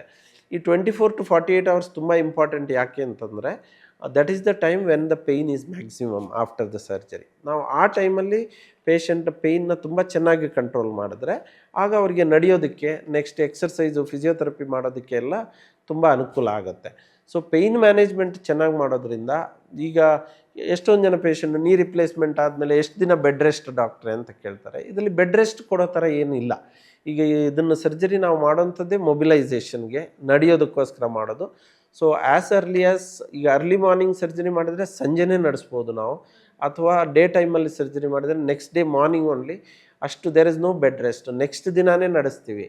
ಈಗ 2ನೇ 3ನೇ ದಿವಸ ಎಕ್ಸರ್ಸೈಸು, ಫಿಸಿಯೋಥೆರಪಿ ಮಾಡೋದು, ಬಾತ್ರೂಮ್ ತನಕ ನಡ್ಕೊಂಡು ಹೋಗೋದು, of course with the help of ಒಂದು ವಾಕರ್ ಮತ್ತು ಫಿಸಿಯೋಥೆರಪಿಸ್ಟ್ ಜೊತೆ ಮಾಡಿ 4ನೇ ದಿವಸಕ್ಕೆ ನಾವು ಪೇಷಂಟ್ನ ಡಿಸ್ಚಾರ್ಜ್ ಮಾಡೋಷ್ಟು ಫಾಸ್ಟಾಗಿ ಈಗಿನ ಕಾಲದಲ್ಲಿ ರಿಕವರಿ ಮಾಡೋಕ್ಕಾಗತ್ತೆ. ಇದು ಈ ಅವೈಲೇಬಲ್ ಟೆಕ್ನಾಲಜಿಯಿಂದಾಗಿ speedy recovery, fast track knee replacement ಅಂತ ಹೇಳ್ತೀವಿ. ಸೊ ಫಾಸ್ಟ್ ಟ್ರ್ಯಾಕ್ ಮಾಡೋದ್ರಿಂದ ಅವರಿಗೆ 3rd day 4th day after 1 ನೀ, ಅಥವಾ ಒಂದು 2 ನೀ ಮಾಡಿತ್ತು ಅಂತಂದರೆ ಒಂದು 5th to 6th ಡೇ ಅಷ್ಟೊತ್ತಿಗೆ ನಾವು ಪೇಷಂಟ್ನ ಮನೆಗೆ ಡಿಸ್ಚಾರ್ಜ್ ಮಾಡ್ಬೋದು. ಆ ಫಿಸಿಯೋಥೆರಪಿ ಎಕ್ಸರ್ಸೈಸ್ ಏನು ನಾವು ಹಾಸ್ಪಿಟ್ಲಲ್ಲಿ ಹೇಳ್ಕೊಡ್ತೀವಿ ಅದನ್ನು ಮನೆಯಲ್ಲಿ ಕಂಟಿನ್ಯೂ ಮಾಡಬೇಕಾಗತ್ತೆ. ಅಲ್ಲಿ ಫಿಸಿಯೋಥೆರಪಿಸ್ಟ್ ಬರ್ತಾರೆ, ಅವರಿಗೆ ಟ್ರೈನಿಂಗ್ ಕೊಟ್ಬಿಟ್ಟು ಎಕ್ಸರ್ಸೈಸು, ವಾಕಿಂಗ್ ಎಲ್ಲ ಇನಿಷಿಯಲ್ ಫ್ಯೂ ಡೇಸು ಸ್ವಲ್ಪ ವಾಕರ್ ಸಪೋರ್ಟ್ ಬೇಕಾಗುತ್ತೆ, ಆಮೇಲೆ ಒಂದು ಫ್ಯೂ ಡೇಸ್ ಸ್ಟಿಕ್ ಸಪೋರ್ಟ್ ಬೇಕಾಗುತ್ತೆ. ಕೆಲವು ಪೇಷಂಟ್ಸು 2 ನೀ ಮಾಡಿದ್ಮೇಲೆ ಆ್ಯಸ್ ಅರ್ಲಿ ಆಸ್ 2 ವೀಕ್ಸ್, 2 ವಾರದಲ್ಲೇ ಅವರು ವಿದೌಟ್ ಸಪೋರ್ಟ್ ನಡೆಯುವಷ್ಟು relief of pain and recovery ಚೆನ್ನಾಗಾಗುತ್ತೆ. ಸೊ ಅವಾಗ ಮೆಡಿಕೇಶನ್ ಕೂಡ ಸ್ಟಾಪ್ ಆಗಿರುತ್ತೆ ಡಾಕ್ಟರ್. ಹೌದು, ಈಗ ಅಟ್ ದ ಟೈಮ್ ಆಫ್ ಹಾಸ್ಪಿಟಲಲ್ಲಿ ಇದ್ದಾಗ ನಾವು ಅವರಿಗೆ ಬೇರೆ ಬೇರೆ ಥರದ ಮೆಡಿಕೇಷನ್ಸು, ಐಸ್ ಪ್ಯಾಕ್ಸು, ಬೇರೆ ಬೇರೆ ಮೆಥಡ್ಸು ಆಫ್ ಇಂಜೆಕ್ಷನ್ಸು ಎಲ್ಲ ಕೊಟ್ಟು ಆ ಪೇಯ್ನ ಕಂಟ್ರೋಲ್ ಮಾಡಿರ್ತೀವಿ. But 5th 6th day by the time ಮನೆಗೆ ಹೋಗುವಷ್ಟೊತ್ತಿಗೆ ಯಾವುದೇ ರೀತಿಯಾದಂಥ ಇಂಜೆಕ್ಷನ್ದು ಅವಶ್ಯಕತೆ ಇರಲ್ಲ, ಬರೀ ಟ್ಯಾಬ್ಲೆಟಲ್ಲೇ ಪೇಯ್ನ್ ಮ್ಯಾನೇಜ್ ಮಾಡೋ ಥರ ಇರುತ್ತೆ. 2 ವಾರ ಆದಮೇಲೆ ಕೆಲವು ಪೇಷಂಟ್ಗಳಿಗೆ ಯಾವುದೇ ರೀತಿಯಂಥ ಪೇನ್ ಕಿಲ್ಲರ್ ಬೇಕಾಗಲ್ಲ. ಕೆಲವು ಸೆನ್ಸಿಟಿವ್ ಇದ್ದವರಿಗೆ ಕೆಲವು ಸಲ ಅಪ್ ಟು ಒಂದು 3 ರಿಂದ 4 ವಾರ ತನಕ ಸಮ್ ಮೈಲ್ಡರ್ ಟ್ಯಾಬ್ಲೆಟ್ಸ್ ಬೇಕಾಗ್ಬೋದು. ಅದಾದಮೇಲೆ ಆ ಪೇಯ್ನ್ ಕಿಲ್ಲರ್ದು ಅವಶ್ಯಕತೆ ಬರೋದಿಲ್ಲ. ಆಮೇಲೆ ಓಡಾಡೋದು, ನಡೆಯೋದು, ಎಕ್ಸರ್ಸೈಸ್ ಮಾಡ್ತಾ ಮಾಡ್ತಾ ಪೇಯ್ನು ಎಲ್ಲ ಕಡಿಮೆ ಆಗುತ್ತೆ. ಎಕ್ಸರ್ಸೈಸ್ ಮಾಡೋದ್ರಿಂದ ಈ ಸ್ಟಿಫ್ನೆಸ್ ಎಲ್ಲ ಕಮ್ಮಿಯಾಗಿ ಮೊಬಿಲಿಟಿ ಇನ್ಕ್ರೀಸ್ ಆಗುತ್ತೆ. ಸೊ ಅದರಿಂದಾಗಿ ಅವ್ರದ್ದು ಪೇಯ್ನು ರಿಲೀಫ್ ಆಗುತ್ತೆ. ಓಕೆ ಡಾಕ್ಟರ್, ಇನ್ನು ಈ ರೋಬೋಟಿಕ್ ಸರ್ಜರಿ ಬಗ್ಗೆ ಮಾತಾಡೋದಾದ್ರೆ ನೀ ರಿಪ್ಲೇಸ್ಮೆಂಟ್ಗೆ ಸಂಬಂಧಪಟ್ಟಂಗೆ ಎಷ್ಟು ಹೆಲ್ಪ್ ಆಗಬಹುದು ಇದು ಅಂತ? ಹೌದು, ಈಗ ರೋಬೋಟಿಕ್ ಅನ್ನೋದು ಹೊಸ ತಂತ್ರಜ್ಞಾನ, ಹೊಸ ಟೆಕ್ನಾಲಜಿ. ಈಗ ರೆಗ್ಯುಲರ್ಲಿ ಕನ್ವೆನ್ಷನಲ್ ನೀ ರಿಪ್ಲೇಸ್ಮೆಂಟ್ ಮಾಡ್ತಾ ಇದ್ದಾಗ ಈ ರೋಬೋಟಿಕ್ ಟೆಕ್ನಾಲಜಿ ಹೇಗೆ ನಮಗೆ ಹೆಲ್ಪ್ ಆಗುತ್ತೆ ಅಂತಂದರೆ, ಈಗ ನಾವು ಆನ್ ದ ಟೇಬಲ್ ನಾವು ಆ ಇಂಪ್ಲಾಂಟ್ಗಳದ್ದು ಪೊಸಿಷನ್ನು, ಅಲೈನ್ಮೆಂಟು ಎಲ್ಲ ನಾವು ಯಾವ ರೀತಿ ಮಾಡ್ತೀವಿ ಅಂತಂದರೆ, ನಾವೊಂದು ಜಿಗ್ ಬೇಸ್ಡ್ ಸಿಸ್ಟಮ್ ಅಂತೇಳಿ ನಮಗೆ ಆ ಜಿಗ್ಗಲ್ಲಿ ನೋಡಿಕೊಂಡು ನಾವು ಮಾಡ್ತಿರ್ತೀವಿ. ಈಗ ಈ ರೋಬೋಟಿಕ್ ಹೇಗೆ ಅಂದರೆ, ಈಗ ನಮ್ಮ ಫ್ಲೈಟಲ್ಲಿ ನ್ಯಾವಿಗೇಷನ್ ಇದ್ದ ಹಾಗೆ ಅದರಲ್ಲಿ ಹೇಗೆ ಅಂದರೆ ಪೈಲಟ್ ಇದ್ದರೂ ಕೂಡ ನ್ಯಾವಿಗೇಷನ್ ಅವರಿಗೆ ಅದನ್ನು ಪ್ರಿಸೈಸ್ ಆಗಿ ಮಾಡಲಿಕ್ಕೆ ಯಾವ ಥರ ಹೆಲ್ಪ್ ಆಗುತ್ತಾ, ಅದೇ ರೀತಿ ನಮಗೆ ಈ ರೋಬೋಟಿಕ್ ತಂತ್ರಜ್ಞಾನ ಏನು ಮಾಡುತ್ತೆ ಅಂತಂದರೆ, ನಾವು ಪೇಷಂಟ್ ಅಡ್ಮಿಟ್ ಆದಾಗ ಅವ್ರದ್ದು ಒಂದು CT ಸ್ಕ್ಯಾನ್ ಅಂತ ಮಾಡ್ತೀವಿ. CT ಸ್ಕ್ಯಾನ್ ಮಾಡಿ ಅದರದ್ದು ಡೇಟಾ, ಫಿಲ್ಮ್ಸು, ಇಮೇಜಸ್ಸನ್ನೆಲ್ಲ ನಾವು ಈ ರೋಬೋಗೆ ಫೀಡ್ ಮಾಡ್ತೀವಿ. ಫೀಡ್ ಮಾಡಿದಾಗ ಅದು ಆರ್ಟಿಫಿಷಿಯಲಿ ಒಂದು ಪೇಷಂಟಿನ ಸ್ಪೆಸಿಫಿಕ್ ಅನಾಟಮಿಗೆ ಸಂಬಂಧಪಟ್ಟ ಹಾಗೆ ಒಂದು 3D ಮಾಡೆಲ್ನ ಅದು ಕ್ರಿಯೇಟ್ ಮಾಡ್ಕೊಳ್ಳುತ್ತೆ. ನಾವು ಆಪ್ರೇಷನ್ ಟೈಮಲ್ಲಿ ರಿಜಿಸ್ಟ್ರೇಷನ್ ಅಂತ ಆ ಬೋನ್ದು ಸ್ಟ್ರಕ್ಚರ್ಸ್ನೆಲ್ಲ ನಾವು ಅದರಲ್ಲಿ ಒಂದು ರಿಜಿಸ್ಟ್ರೇಷನ್ ಅಂತ ಮಾಡ್ತೀವಿ. ಸೊ ಈ ರೋಬೋ ಏನು ಮಾಡುತ್ತೆ ಅಂದರೆ, on the table during surgery data ಮತ್ತು before surgery CT scan data ಎರಡೂ ಡೇಟಾನ ಮರ್ಜ್ ಮಾಡಿ ಅದು ಒಂದು ಆರ್ಟಿಫಿಷಿಯಲ್ ಬೋನ್ ಮಾಡೆಲ್ನ ಆನ್ ದ ಟೇಬಲ್ ಕ್ರಿಯೇಟ್ ಮಾಡಿಕೊಡುತ್ತೆ ನಮಗೆ ಕಂಪ್ಯೂಟರಲ್ಲಿ. ಸೊ ನಾವು ಆ ಪೇಷಂಟ್ದು ಕಾಲಲ್ಲಿ ಎಷ್ಟು ಬೆಂಡಿದೆ, ಎಷ್ಟು ಡಿಗ್ರಿ ಇದೆ, ನಾವು ಎಷ್ಟು ಬೋನನ್ನು ರಿಸೆಕ್ಟ್ ಮಾಡಬೇಕು, ಯಾವ ಥರ ಇಂಪ್ಲಾಂಟ್ ಸೈಜು, ಶೇಪು, ಯಾವ ಸೈಜ್ ಹಾಕಿದರೆ ಆ ಅಲೈನ್ಮೆಂಟ್ ಕರೆಕ್ಟ್ ಆಗುತ್ತೆ, ಇದನ್ನೆಲ್ಲ ನಾವು ಬಿಫೋರ್ ಸರ್ಜರಿನೇ ನಾವು ಪ್ಲ್ಯಾನ್ ಮಾಡ್ಕೋಬೋದು. ವರ್ಚುವಲಿ ನಾವು ಸ್ಕ್ರೀನ್ ಮೇಲೆ ಒಂದು ಆರ್ಟಿಫಿಷಿಯಲ್ ಇಂಪ್ಲಾಂಟ್ನ ಬೋನ್ ಅನಾಟಮಿ ಮೇಲೆ ಓವರ್ಲ್ಯಾಪ್ ಮಾಡಿ ಆ ಪರ್ಟಿಕ್ಯುಲರ್ ಪೇಷಂಟ್ಗೆ ಸೈಜ್ C ಬೇಕಾ, ಸೈಜ್ D ಬೇಕಾ, ಇದು ಟಿಬಿಯಾ ಸೈಜ್ 1 ಬೇಕಾ, 2 ಬೇಕಾ, ಪಾಲಿಥಿಲಿನ್ 10 ಮಿಲಿಮೀಟರ್ ಬೇಕಾ, 11 ಮಿಲಿಮೀಟರ್, ಸಬ್ ಮಿಲಿಮೀಟರ್ ಆ್ಯಕ್ಯುರಸಿ. ನಾವು ಮಿಲಿಮೀಟ್ರಿಗಿಂತ ಕಡಿಮೆ, ಡಿಗ್ರಿಗಿಂತ 1 ಡಿಗ್ರಿ 2 ಡಿಗ್ರಿಯಲ್ಲಿ ನಾವು ಅದನ್ನು ಅಡ್ಜಸ್ಟ್ ಮಾಡೋಂಥ ಆಪ್ಷನ್ ಇರುತ್ತೆ. ನಾವು ಹ್ಯೂಮನ್ ಐಸ್ ಎಷ್ಟೇ ಆದರೂ ನಾವು 1-2 ಡಿಗ್ರಿನ ನಾವು ಅಸೆಸ್ ಮಾಡಲಿಕ್ಕಾಗಲ್ಲ. 1 ಮಿಲಿಮೀಟ್ರ್ 2 ಮಿಲಿಮೀಟ್ರ್ ವ್ಯತ್ಯಾಸ ನಮಗೆ ಗೊತ್ತಾಗೋದಿಲ್ಲ. ರೋಬೋದಲ್ಲಿ ಏನಾಗುತ್ತೆ ಅಂದರೆ, ಇದನ್ನೆಲ್ಲ ಟೆಕ್ನಾಲಜಿ ನಾವು ಯೂಸ್ ಮಾಡೋದ್ರಿಂದ ನಾವು ಆ ಡೇಟಾವನ್ನೆಲ್ಲ ಫೀಡ್ ಮಾಡಿ ಇಷ್ಟು ಮಿಲಿಮೀಟರ್ ಕಟ್ ಅಂತ ಹೇಳಿದರೆ ರೋಬೋಟಿಕ್ ಆರ್ಮ್ ಅಂತ ಏನು ಹೇಳ್ತೀವಿ, ಅದು ಎಕ್ಸಾಕ್ಟಾಗಿ ಪ್ರಿಸೈಸ್ ಆಗಿ ಆ ಬೋನ್ ಕಟ್ ಮಾಡೋದ್ರಲ್ಲಿ ಸರ್ಜನ್ಗೆ ಹೆಲ್ಪ್ ಆಗುತ್ತೆ. ಆಮೇಲೆ ಆ ಕಟ್ ಮಾಡಿರೋ ಬೋನ್ ಎಷ್ಟಾಗಿದೆ ಅನ್ನೋದನ್ನು ನಾವು ಕ್ರಾಸ್ ಚೆಕ್ ಮಾಡ್ಬೋದು ಆನ್ ದ ಟೇಬಲು. ಸೊ ಇವೆಲ್ಲ ಮಾಡೋದ್ರಿಂದ ಪೇಷಂಟ್ಗೆ ನಾವು ಏನು ಇಂಪ್ಲಾಂಟ್ ಹಾಕ್ತೀವಿ ಅದರದ್ದು ಅಲೈನ್ಮೆಂಟ್ ತುಂಬ ಪ್ರಿಸಿಷನ್ ಬೇಸ್ಡ್, ಪರ್ಫೆಕ್ಟ್ ಅಲೈನ್ಮೆಂಟ್ ಇರುತ್ತೆ. ಆಮೇಲೆ the amount of soft tissue ನಾವು ನಾರ್ಮಲ್ ಆಗಿ ಡಿಸೆಕ್ಟ್ ಮಾಡೋದು, ಡಿಸೆಕ್ಷನ್ ಕಡಿಮೆ ಇರುತ್ತೆ, ಬ್ಲೀಡಿಂಗ್ ಕಡಿಮೆ ಇರುತ್ತೆ. ಸೊ ಇದೆಲ್ಲದರಿಂದಾಗಿ ಪೇಯ್ನ್ ಕಡಿಮೆ ಇರುತ್ತೆ ಹಾಗೂ ಪೇಷಂಟ್ ರಿಕವರಿ ಫಾಸ್ಟರ್. ಈಗ ಕನ್ವೆನ್ಷನಲ್ ನೀ ರಿಪ್ಲೇಸ್ಮೆಂಟ್ಗಿಂತ ಈ ನೀ ರಿಪ್ಲೇಸ್ಮೆಂಟಲ್ಲಿ ಬ್ಲೀಡಿಂಗ್ ಕಮ್ಮಿ, ಆಮೇಲೆ ಸಾಫ್ಟ್ ಟಿಶ್ಯೂ ಡಿಸೆಕ್ಷನ್ ಕಮ್ಮಿ, ಇಂಪ್ಲಾಂಟ್ ಪೊಸಿಷನ್ ಪ್ರಿಸೈಸ್ ಆಗಿ ಆಗುತ್ತೆ ಹಾಗೂ early recovery and early discharge from the hospital ಮಾಡ್ಲಿಕ್ಕೆ ಆಗುತ್ತೆ. These are the major advantages of robotic surgery. ಅಂದ್ರೆ ಪೇಷಂಟ್ನ ಹಿಸ್ಟ್ರಿ ಏನಿದೆ ಅದನ್ನ ಮೊದಲೇ ರೋಬೋಟಿಕ್ಗೆ ಕೊಟ್ಟುಬಿಟ್ರೆ ಅದು ಡೀಟೇಲ್ ಆಗಿ ಒಂದು ಸ್ಕ್ಯಾನ್ ಮಾಡಿ, ಪೇಷಂಟ್ನ ಸ್ಕ್ಯಾನ್ ಮಾಡಿ ಅದು ಡೀಟೇಲ್ ಕೊಟ್ಟಂತ ಸಂದರ್ಭದಲ್ಲಿ ಡಾಕ್ಟರೇ ಈ ಸರ್ಜರಿಯನ್ನ ಮಾಡುವಂಥದ್ದು. ಹೌದು, ಈಗ ರೋಬೋಟಿಕ್ ಸರ್ಜರಿ ಅಂದಾಗ ಕೆಲವರು ಏನು ಅಂದ್ಕೊಳ್ತಾರೆ ಅಂದರೆ ರೋಬೋಟೇ ಎಲ್ಲ ಸರ್ಜರಿ ಮಾಡಿಬಿಡುತ್ತೆ ಅಂತ. ಇಲ್ಲ, ಇದು ರೋಬೋಟಿಕ್ ಅಸಿಸ್ಟೆಡ್. ಅಂದರೆ ಹೇಗೆ ನಮಗೆ ಪ್ರೀ ಆಪರೇಟಿವ್ ಪ್ಲ್ಯಾನಿಂಗು, ಯಾವ ಸೈಜು ಎಲ್ಲನೂ ನಾವು ರೋಬೋ ಜೊತೆ ಕೂತ್ಕೊಂಡು ಆ ಪ್ಲ್ಯಾನಿಂಗ್ ಮಾಡ್ತೀವಿ. ಆ ಪ್ಲ್ಯಾನ್ನ ಆಪರೇಷನ್ ಟೈಮಲ್ಲಿ ಎಕ್ಸಿಕ್ಯೂಷನ್ ಮಾಡೋದು ರೋಬೋ ಮತ್ತು ಸರ್ಜನ್ ಎರಡು. ರೋಬೋ ಯಾವಾಗಲೂ ಸರ್ಜನ್ಗೆ ಅಸಿಸ್ಟ್ ಮಾಡುತ್ತೆ, ಸರ್ಜನನ್ನು ರೀಪ್ಲೇಸ್ ಮಾಡೋ ಥರ ಟೆಕ್ನಾಲಜಿ ಇನ್ನೂ ಏನು ಬಂದಿಲ್ಲ. ಸೊ ಯಾವಾಗ ನಾವು ಸರ್ಜನ್ ಆ ಪರ್ಟಿಕ್ಯುಲರ್ ಕಟ್ಟನ್ನ ಹಾಗಂತ ಈಗ ಒಂದು ಸಲ ನಾವು ರೋಬೋಟಿಕ್ ಪ್ಲ್ಯಾನ್ ರೋಬೋಗೆ ಕೊಟ್ಟ ತಕ್ಷಣ A to Z ಅದೇ ಮಾಡುತ್ತೆ ಅಂತಲ್ಲ. ಎಟ್ ಎನಿ ಪಾಯಿಂಟ್ ಈಗ ಸರ್ಜನ್ ಇದು ಸರಿಯಾಗಿ ಆಗ್ತಾ ಇಲ್ಲ, ಡೈರೆಕ್ಷನಲ್ಲಿ ಹೋಗ್ತಾ ಇಲ್ಲ ಅನ್ನಿಸಿದ್ರೆ ಆ ಸರ್ಜರಿನ ನಿಲ್ಲಿಸ್ಬೋದು. ಆ ಸೆಟ್ಟಿಂಗ್ಸ್ನ ಚೇಂಜ್ ಮಾಡ್ಕೋಬೋದು, ಅಥವಾ ರೋಬೋನ ನಿಲ್ಲಿಸ್ಬಿಟ್ಟು ಮ್ಯಾನ್ಯಲ್ ಆಗು ಮಾಡ್ಕೋಬೋದು. ಇದೆಲ್ಲ ಪ್ರೊವಿಷನ್ ಇರುತ್ತೆ. ಸೊ ಅಲ್ಟಿಮೇಟ್ಲಿ ನಮ್ಗೆ ಏನಂದರೆ ಅಕ್ಯುರಸಿ ಆಫ್ ದ ಸರ್ಜರಿ ನಮಗೆ ಅಲ್ಲಿ on the table cross check ಮಾಡ್ಕೊಳ್ಳೋಕ್ಕೆ ಒಂದು ಆಪ್ಷನ್ ಇರುತ್ತೆ. ಇಲ್ಲದಿದ್ದರೆ ಏನಾಗುತ್ತೆ ಅಂದರೆ ನಾವು ಮಾಡಿದ ಮೇಲೆ ಅದನ್ನು ಮತ್ತೆ ನಾವು ಅಲೈನ್ಮೆಂಟ್ ಎಕ್ಸ್ರೇ ಎಲ್ಲ ಮಾಡಿ ಪೊಸಿಷನ್ ಎಲ್ಲ ಹೇಗಿದೆ, ಡಿಗ್ರಿ ಎಷ್ಟಿದೆ ಅಂತ ನಮಗೆ ಡ್ಯೂರಿಂಗ್ ಸರ್ಜರಿ ಮೆಷರ್ ಮಾಡೋವಂಥ ಆಪ್ಷನ್ ಇರಲಿಲ್ಲ. ಸೊ ಇದು ಹೇಗೆ ಅಂದರೆ ನಮಗೆ 2 ಡಿಗ್ರಿ 3 ಡಿಗ್ರಿಯಷ್ಟು ಅಡ್ಜಸ್ಟ್ಮೆಂಟ್ ನಾವು ಆನ್ ದ ಟೇಬಲ್ ಮಾಡ್ಬೋದು. ಸೊ ಇದರಿಂದ ನಮಗೆ ಪೇಷಂಟ್ಗೆ ಅಲೈನ್ಮೆಂಟು, ಆಮೇಲೆ ಈ ಲಾಂಜೆವಿಟಿ ಆಫ್ ಪ್ರಾಸ್ಥೆಸ್, ನಾವು ಏನೀಗ ಇಂಪ್ಲಾಂಟ್ ಹಾಕ್ತೀವಿ ಅದೊಂದು 20 ವರ್ಷ ತನಕ ಅದರದ್ದು ಲೈಫ್, 20-25 ವರ್ಷ ತನಕ. ಸೊ ಈ ಪ್ರಿಸೈಸ್ ಆಗಿ ಅದನ್ನು ನಾವು ಕಟ್ ಮಾಡೋದು ಹಾಗೂ ಅಲೈನ್ಮೆಂಟ್ ಮಾಡೋದ್ರಿಂದ ಅದರದ್ದು ಲಾಂಜೆವಿಟಿ ಜಾಸ್ತಿ ಆಗುತ್ತೆ, ಲಾಂಗರ್ ಲೈಫ್ ಬರುತ್ತೆ ಆ ಇಂಪ್ಲಾಂಟಿಗೆ. ನೀ ರಿಪ್ಲೇಸ್ಮೆಂಟ್ ರೋಬೋಟಿಕ್ ಸರ್ಜರಿ ನೀವು ಹೇಳೋದಾದರೆ ಸಕ್ಸಸ್ ರೇಟ್ ಎಷ್ಟು ಮಟ್ಟಿಗಿದೆ ಅಂತ? ಅದೇ ಈಗ ಪ್ರೆಸೆಂಟ್ಲಿ ಹೇಳೋದಾದರೆ ನಾನು ಹೇಳೋದಾದರೆ ನಿಯರ್ಲಿ 100%. ಯಾಕಂದರೆ ಈಗ ನಮಗೆ ಕನ್ವೆನ್ಷನಲ್ ನೀ ರಿಪ್ಲೇಸ್ಮೆಂಟ್ ಮಾಡಿರೋ ಅನುಭವ ಸುಮಾರು ಒಂದು 20 ವರ್ಷದ ಅನುಭವ ಇದೆ ನಮಗೆ. ಸೊ ಆದ್ದರಿಂದ ಕನ್ವೆನ್ಷನಲ್ ನೀ ರಿಪ್ಲೇಸ್ಮೆಂಟಲ್ಲಿ ನಾವೆಲ್ಲ ಮಾಡಿರೋದ್ರಿಂದ ಈಗ ಇದು ಒಂದು ನಮಗೆ ಅಡಿಷ್ನಲ್ ಟೆಕ್ನಾಲಜಿ ಇದ್ದ ಹಾಗೆ. ಈಗ ನೀವು 10 ವರ್ಷದಿಂದ ಡ್ರೈವ್ ಮಾಡ್ತಾ ಇರ್ತೀರಿ ಬೆಂಗಳೂರಲ್ಲಿ, ಈಗ ನಿಮಗೆ ಗೂಗಲ್ ಮ್ಯಾಪ್ ಬಂದಿದೆ ಅಂತ ಇಟ್ಕೊಳ್ಳಿ. ನೀವು ಗೂಗಲ್ ಮ್ಯಾಪ್ ನಿಮಗೆ ಎಕ್ಸಾಕ್ಟಾಗಿ ಹೇಳುತ್ತೆ 10 ಮೀಟ್ರಿಂದ ಲೆಫ್ಟ್ ತೊಗೊಳ್ಳಿ, ಈ ರೋಡ್ ಬ್ಲಾಕ್ ಆಗಿದೆ, ಇಲ್ಲಿ ಟ್ರಾಫಿಕ್ ಸ್ಮೂತ್ ಆಗಿದೆ ಅಂತ. ನೀವು ವಿದೌಟ್ ದ್ಯಾಟ್ ಆಲ್ಸೋ ನಾವು ಡ್ರೈವ್ ಮಾಡ್ತೀವಿ. ಬಟ್ ಇದರಲ್ಲಿ ಏನಂದರೆ ನೀವು ಪ್ಲ್ಯಾನಿಂಗ್ ಚೆನ್ನಾಗಿ ಮಾಡ್ಕೊಳ್ಬೋದು, ಎಲ್ಲ ಅವಾಯ್ಡ್ ಮಾಡ್ಕೋಬೋದು ಜಾಗನ. ಇದೇ ಥರ ನಮಗೆ ಈ ಟೆಕ್ನಾಲಜಿಯಿಂದ ಏನಾಗುತ್ತೆ ಅಂದರೆ ನಾವು ಅದನ್ನು ಪ್ರಿಸಿಷನ್ ಚೆನ್ನಾಗಿ ಮಾಡ್ಬೋದು, ಪ್ಲ್ಯಾನಿಂಗ್ ಚೆನ್ನಾಗಿ ಮಾಡ್ಬೋದು. ಡ್ಯೂರಿಂಗ್ ಸರ್ಜರಿ ನಮ್ಗೆ ಯಾವುದೇ ಥರ ಸರ್ಪ್ರೈಸಸ್ ಇರೋದಿಲ್ಲ, ಡ್ಯೂರೇಷನ್ ಆಫ್ ಸರ್ಜರಿ ಕಮ್ಮಿ ಆಗುತ್ತೆ, ರಿಕವರಿ ಚೆನ್ನಾಗಾಗುತ್ತೆ. ಸೊ ಈ ರೀತಿಯಾಗಿ ನಮಗೆ ಈ ಟೆಕ್ನಾಲಜಿ ನಮಗೆ ಖಂಡಿತ ಹೆಲ್ಪ್ ಆಗುತ್ತೆ. ಮತ್ತು ಇದರದ್ದು results compare to conventional surgery pain wise, recovery wise ತುಂಬ ಚೆನ್ನಾಗಿರುತ್ತೆ. ಆಲ್ಮೋಸ್ಟ್ 100% ಆಫ್ ನಮ್ಮ ಪೇಷಂಟ್ಸು ಚೆನ್ನಾಗಿ ರಿಕವರ್ ಆಗಿ ಓಡಾಡ್ತಾ ಇರ್ತಾರೆ. ಅದೇ ರೀತಿ ಹೇಳೋದಾದರೆ ಆ ಪೇಷಂಟ್ ಸಿಲೆಕ್ಷನ್ ಆಫ್ ಪೇಷಂಟ್ ಕೂಡ ಇಂಪಾರ್ಟೆಂಟು. ಈಗ ತುಂಬ ಏಜ್ ಆಗಿ ಬೆಡ್ ರಿಡನ್ ಆಗಿ ವೀಲ್ ಚೇರ್ ಬೌಂಡ್ ಆಗಿ 5 ವರ್ಷ 6 ವರ್ಷ ನಡೀಲಿಕ್ಕಾಗಲಿಲ್ಲದಿದ್ದರೆ ಅಂಥವ್ರಿಗೆಲ್ಲ ಸ್ವಲ್ಪ ನಾವು ಗಾರ್ಡೆಡ್ ಪ್ರೋಗ್ನೋಸಿಸ್ ಇರುತ್ತೆ. ವೆರಸ್ ಈಗ ಓಡಾಡಿ ನಡ್ಕೊಂಡು ಸ್ವಲ್ಪ ಪೇಯ್ನ್ ಸಿವಿಯರ್ ಆಗಿ ಮಸಲ್ಲು, ವಿಲ್ ಪವರು, ಆಮೇಲೆ ಬಾಡಿ ಎನರ್ಜಿ, ಶಕ್ತಿ, ಆಮೇಲೆ ಆ ಥರ ಮಾಡೋ ಇಂಟ್ರೆಸ್ಟ್ ಇರೋ ಪೇಷಂಟ್ಗಳಲ್ಲಿ ಈ ರಿಕವರಿ ಈಸ್ ಮಚ್ ಫಾಸ್ಟರ್. ಅಂದರೆ ವಿಲ್ ಪವರ್ ಇದ್ದವ್ರಿಗೆ, ಆಮೇಲೆ ಅವ್ರಿಗೆ ಈ ಥರ ನಮಗೆ ಮಾಡಿ ಡಾಕ್ಟ್ರೆ ನಾನು ನಡಿಬೇಕು, ನಾನು ಓಡಾಡಬೇಕು ಅಂತ ಇರೋರಿಗೆ ಕಂಪೇರ್ ಟು ಯಾರಾದರೂ ಒತ್ತಾಯ ಮಾಡಿ ಮಾಡಿಸೋ ಥರ ಇದ್ದರೆ ಅವರಿಗೆ ಅಂಥವರು ಚೆನ್ನಾಗಾಗ್ತಾರೆ. So most of the patients ನಾವು ಅವ್ರನ್ನ ಪೇಷಂಟ್ ಸಿಲೆಕ್ಷನ್ ಅಂತೀವಿ, ಅವ್ರನ್ನ ತಗೊಂಡು ನಾವು ಮಾಡಿದಾಗ ಸಾಮಾನ್ಯವಾಗಿ ಒಂದು 100% ರಿಕವರಿ ಬರುತ್ತೆ ಅಂತ ಹೇಳ್ಬೋದು. ಡಾಕ್ಟರ್, ಅಡ್ವಾನ್ಸ್ ಟ್ರೀಟ್ಮೆಂಟ್ ಅಪೋಲೋ ಆಸ್ಪತ್ರೆ ಒಂದಲ್ದ ಒಂದು ಸಮಸ್ಯೆಗಳಿಗೆ ಪರಿಚಯಿಸ್ತಾನೆ ಬರ್ತಾ ಇದೆ. ಸೊ ಇವಾಗ ಅದು ಆರ್ಥೋಪೆಡಿಕ್ಗೂ ಕೂಡ ಸಂಬಂಧಪಟ್ಟಂತೆ ಪರಿಚಯಿಸಿದೆ. ಇನ್ನು ಕಾಸ್ಟ್ ವಿಷಯಕ್ಕೆ ಮಾತಾಡೋದಾದರೆ, ಟ್ರೀಟ್ಮೆಂಟ್ನ ವೆಚ್ಚದ ವಿಷಯಕ್ಕೆ ಮಾತಾಡೋದಾದರೆ ತುಂಬ ಕಾಸ್ಟ್ಲಿ ಅಂತ ಹೇಳಿ ಜನರು ಮಾಡಿಸ್ಕೊಳ್ಳೋದು ತುಂಬ ಕಡಿಮೆ. ಸೊ ಅದಕ್ಕೆ ನೀವು ಯಾವ ರೀತಿ ಒಂದು ಅವೇರ್ನೆಸ್ಸನ್ನು ಕೊಡ್ತೀರಾ?